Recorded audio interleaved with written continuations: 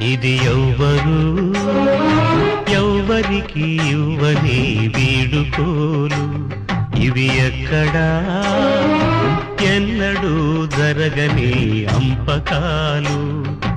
దేవతా తరలిపో, తల్లిగా మిగిలిపో, వదలలేక వదలలేక గుండె రాయి చేసుకుని ఎవ్వరు ఎవ్వరికి ఇవ్వని వీడుకోలు.